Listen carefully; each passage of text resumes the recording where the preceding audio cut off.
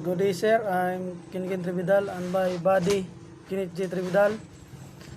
We are the Group 20 and our topic is Convention on the Prevention and Punishment of the Crime of Genocide.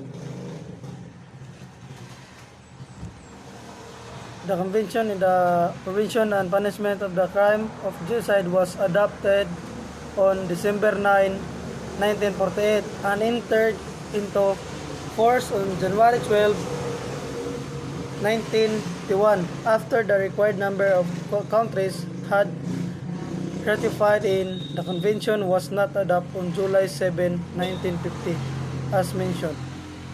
So, ang convention on the prevention and punishment of the crime of genocide kay pinagtibay katong December 9, 1948 o gipatupad ni siya atong January 12, 1951. Matapos itong pagtibayin ng kinakailangang bilang ng mga bansa. Ang convention kay dili wala gipag pinagtibay atong Hulyo 7, 1950 gaya ng nabanggit. Wala gipag pinagtibay atong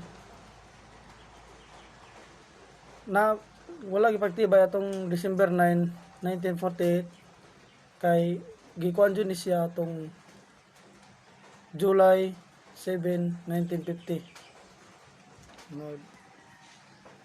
The convention defines genocide in a certain act committed with the intent and destroy in the whole or in part in a national, ethnic, racial, or religious group. It obligates signatory states to prevent the punishment crime of genocide. The convention also established genocide as a punishable crime under international law, and it requires signatory states in enact domestic legislation to give effect to the prevention of the provision of the convention. So diya is gitukoy ng convention ang genocide bilang ilang mga gawaing ginagawa na may layuning sirain or parang mangdaot sa kabuuan o bahagi ang isang bansa, etniko, lahi o relihiyosong grupo. Inobliga nito ang mga pumirmang estado na pigilan at parusahan ang mga krimen ng genocide. Itinatag na din ng convention ang genocide bilang isang maparusahan na krimen sa ilalim ng internasyonal na batas at nangangailangan ito ng mga estadong lumagda at magpatibay ng lokal na batas upang magkabisa ang mga provision ng convention. So, ang genocide ay ang example is ang sadyang pagpatay sa isang malaking bilang o mga tao mula sa isang partikular na bansa o pangkat etniko na may layuning sirain ang mga bansa o grupong iyon. So kanang bitong magkuan sila mga grupo ng mga parang mga relihiyon o country ilang yung sira kung ba ilang gubon. Grabe ka mga tao. So next Article 1. The contracting parties confirm that genocide, whether committed in the time of peace or in time of war, is a crime under international law which they undertake to prevent and to punish. So article is ginakumpara ng mga kumpara ng mga nakikinabang sa na partido na ang genocide ginawa man sa panahon ng kapayapaan o sa panahon ng digmaan ay isang krimen sa ilalim ng internasyonal na batas na kanilang ginagawa upang pigilan at parusahan. So diri is kanang gibuhat man siya sa kanang gibuhat man ni siya sa kanang kapayapaan, pero sa batas is punishable gyapon ni siya. Article 2. The present convention genocide means any of the following acts committed with intent to destroy in whole, in a part, a national, ethical, racial or religious group such as killing member of the group. So there is kanang pagpatay sa mga membro sa grupo kanang. Tapos causing serious bodily or mental harm to member of the group. So is kanang nagdudulot ng malubhang pinsala sa katawan o isip ng mga miyembro ng grupo. So is kanang grabe na gid lang kuan ba ng mga malubhang pinsala na kanang ang ilang mga lawas is grabe nag mga bunog. C is deliberate and inflicting on the group condition of the life calculated to bring about its physical destruction in the act. So kay sadyang pagdudulot sa pangkat ng mga kondisyon ng buhay na kinakalkula upang magdulot ng pisikal na pagkawasak nito sa kabuuan na o bahagi. D. Imposing measures intended to prevent birth within the group. So, is pagpapataw ng mga hakbang na nilayon upang maiwasan ang mga panganganak sa loob ng grupo. So, is kanang gipang tagan dito sila mga pataw ang mga layunin nila dapat nilang sundon para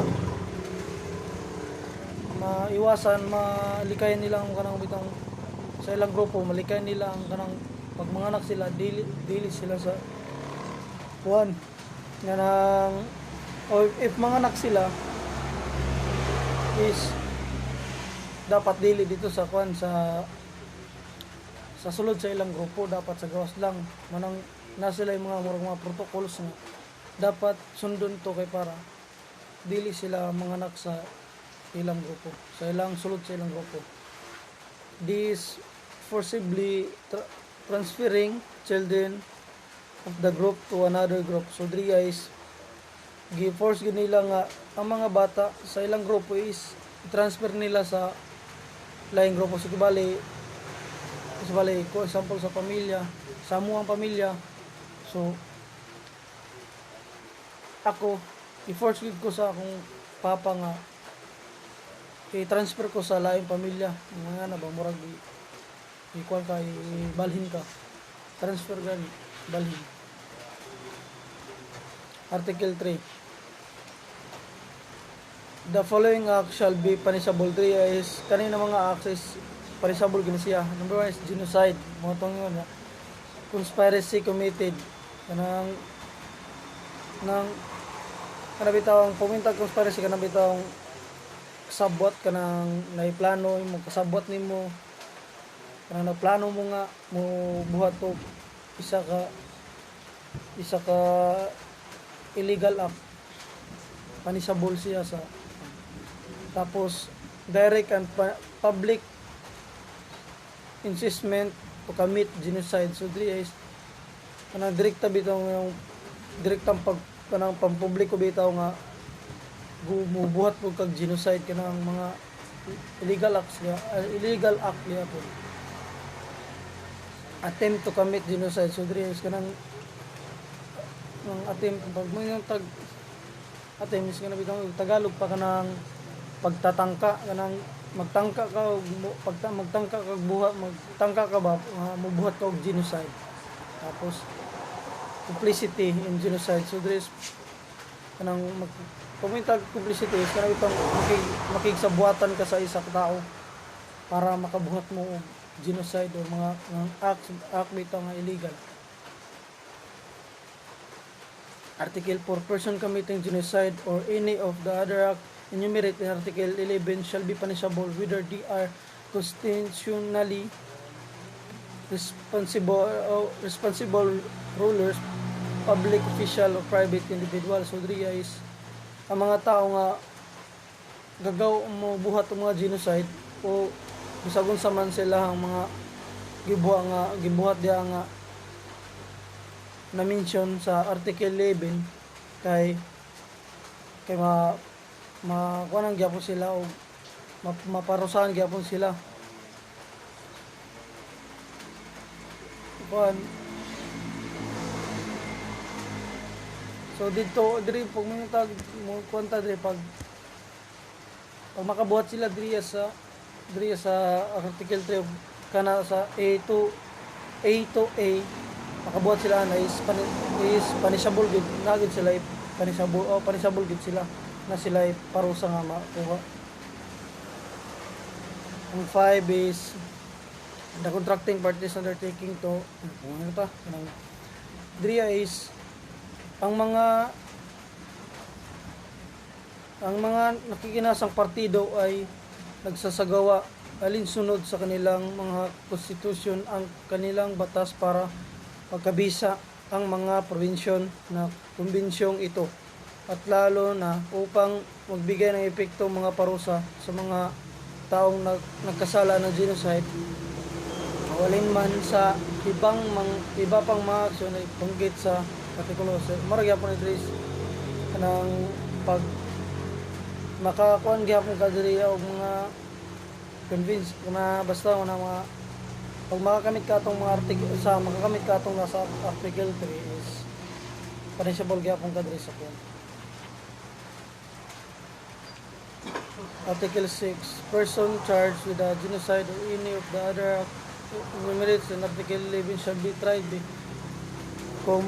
competent tribunal or the state in the terror with the act was committed or by such international penal tribunal as may have jurisdiction with respect to choose contracting parties which shall have accept its jurisdiction.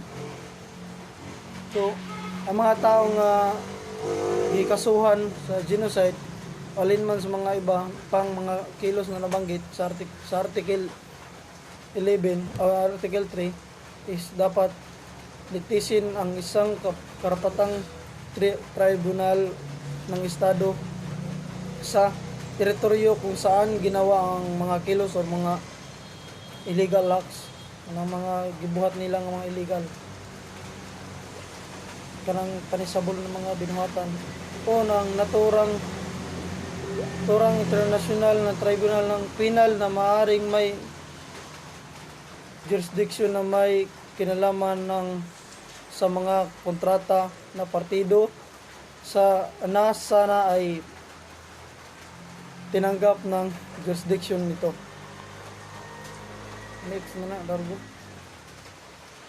Genocide and the other act enumerated in the Article 11 shall not be considered as a political crimes or the purpose of the. So dre is ang genocide ang itong enumerate dito sa Article 3 kay is dili siya considered as a political crimes the purpose of so ang katong mga nasa Article 3 nga A to A is dili siya considered as a political crimes.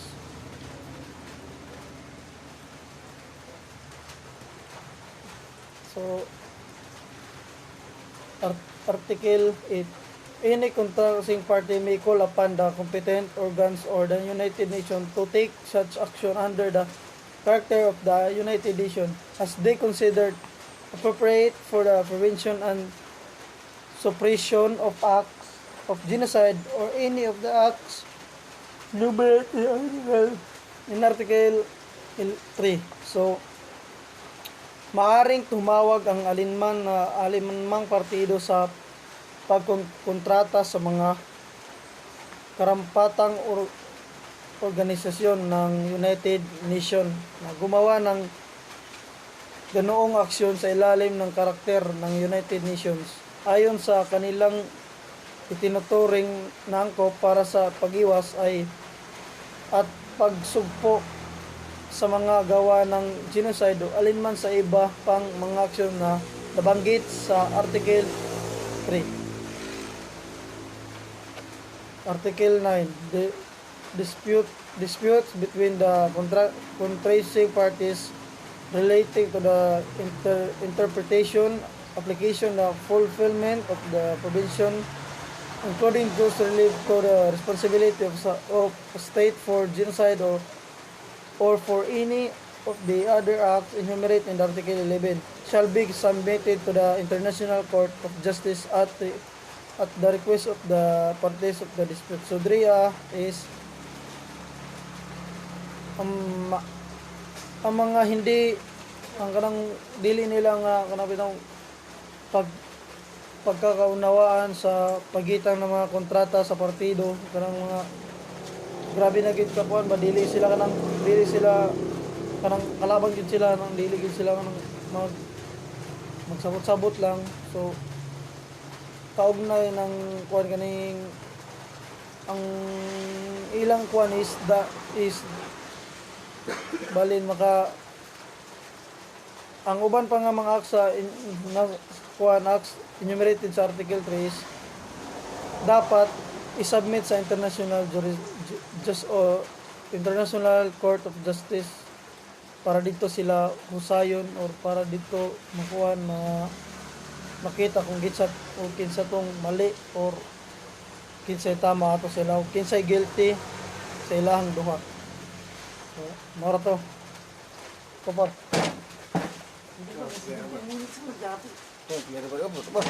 parang ganing basa. Kaya ba? Para. Basa na. Article 10. The present convention of which the Chinese, English, French, Russian, and Spanish texts are equally authentic shall bear the date of December 9, 1948. Ang kasalukuyang convention kung saan ang mga tekstong Chino, English, France, Russia at Espanyol ay pantay at tunay ay nagkaroon noong pitsa Disyembre 9, 1948. Article 11. Disputes between the contracting parties relating to the interpretations, applications, or fulfillment of the present convention, including those relating to the responsibility of a state for genocide or for any of the other acts enumerated in Article 3 shall be submitted to the International Court of Justice at the request of any of the parties to the dispute. Ang kasalukuyang convention ay dapat bukas hanggang December 31, 1949 para sa paglagda sa ngalan ng sinumang membro ng United Nations at ng alinmang hindi membrong estado kung saan ang isang imbitasyon pumirma ay humarap ng General Assembly.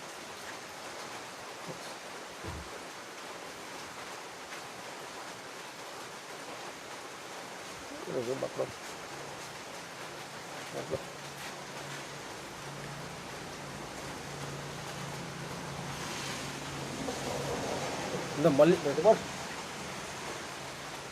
Mali yatis. Ya, mali. Bas mo ito ang 12 ay. Mana ko niya? Wala pa. Okay po. Okay. any constructing party may at any time by notification addressed to the Secretary General of the United Nations extend the applications of the present convention to all or any of the terrorists for the conduct of host foreign relations that constructing party is responsible. Anumang partido sa pagkontrata ay maaaring sa anumang oras sa pamamagitan ng abiso na nakadirekta sa kalihim general ng United Nations palawigin ang application ng kasalukuyang konbensyon sa lahat o alinman sa mga teritoryo para sa pagpagawa ng mga relasyong panlabas na pananagutan ng partido sa pagkontrata.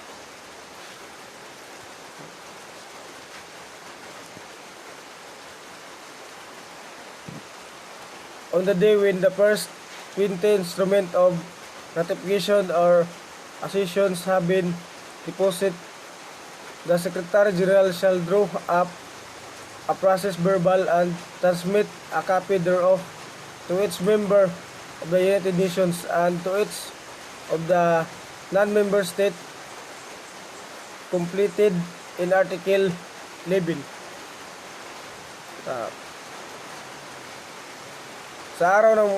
Sa araw na ang unang 20 instrumento ng ratification o pag-akyat ay nadeposito, ang kalihim general ay bubuo ng isang process verbal at magpapadala ng kopya nito sa bawat membro ng United Nations at sa bawat isa sa mga hindi membro estado pinag-isipan.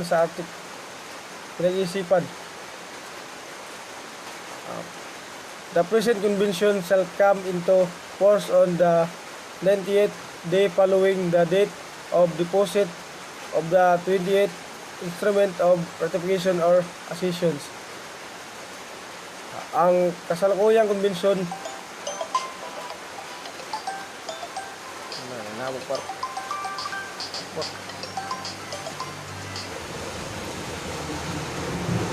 the present convention shall remain in effect for a period of 10 years as from the date of its coming into force. Ang kasalukuyang konbensyon ay mananatiling may bisa sa loob ng 10 taon mula sa pitsa ng pagkakabisa nito. It shall thereafter remain in force for successive periods of the 5 years for such contracting parties as have not denounced it at least 6 months before the expiration of the current period. Ito ay manatiling may bisa para sa susunod na mga panahon ng 5 taon para sa mga nasabing contracting party na hindi ito tinuligsa ng hindi bababa sa 6 na buwan bago matapos ang kasalukuyang panahon. Denunciation shall be effected by a written notifications addressed to the Secretary General of the United Nations. Ang pagtuligsa ay dapat sa katuparan sa pamamagitan ng nakasulat abiso na nakadirekta sa kalihim general ng United Nations. Article 15.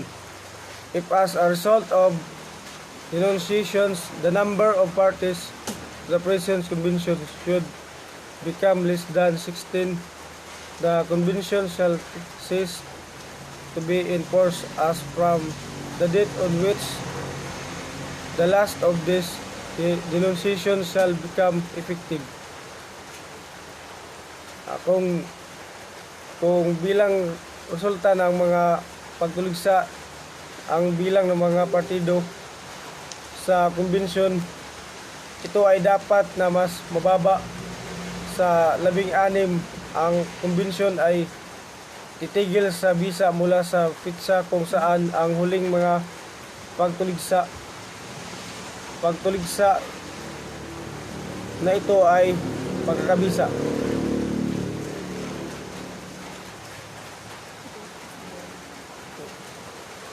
Article 16, the request for the revision of the present convention may be made at any time by any contracting party by means of a notification in writing address to the Secretary General. Ang isang kahilingan para sa revision ng kasalukuyang konbensyon ay maaaring gawin anumang oras ng sinumang nakipagsundo sa pamamagitan ng isang abiso sa pamamagitan ng sulat na naka-address sa Kalihim General. The General Assembly shall decide upon the steps of, if any, to be taken in respect of such request. Ang pangkalahatang asembleya ay magpapasya sa mga hakbang kung mayroon man na gagawin patungkol sa naturang kahilingan. Article 17, the Secretary General of the United Nations shall notify all members of the United Nations and the non-member state completed in the Article 11 of the following. Dapat abisuhan ng Kalihim General ng United Nations ang lahat ng membro ng United Nations at ang mga hindi membrong estado na pinag-isipan pa. Signatures, ratifications, and accessions received in accordance with the Article 11. Ang mga lagda, ratifikasyon at accession na natanggap alinsunod sa anumang bagay. P. Ratification received in accordance with Article 12. Mga abiso na natanggap alinsunod sa Article 12. Ang pitsa kung kailan magkakabisa ang kasalukuyang konbensyon alinsunod sa Article 13. D. Enunciation received in accordance with the Article. Mga pagtuligsa na natanggap alinsunod sa Article 14. A. The abrogation of the convention in accordance with Article 15. Ang pagbabasura ng convention alinsunod sa Article 15. If notification received in accordance with the Article 16. Pagbasura ng konbensyon, mga abiso na natanggap alinsunod sa Article 16.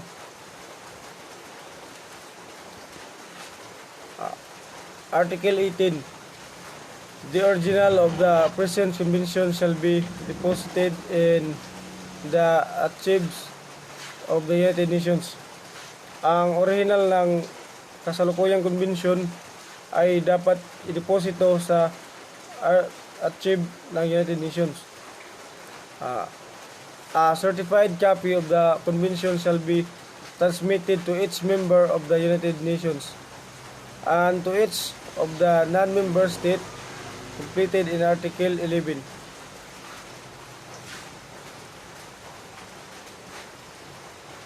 Ang sertipikadong kopya ng konbensyon ay dapat ipadala sa bawat membro ng United Nations at sa bawat isa sa mga hindi membrong estado na pinag-iisipan pa.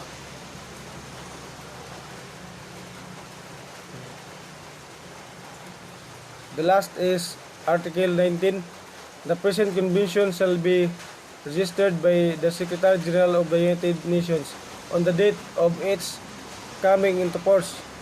Ang kasalukuyang convention ay dapat irehistro ng Kalihim General ng United Nations sa pitsa ng pagkakabisa nito. So that's all. Thank you.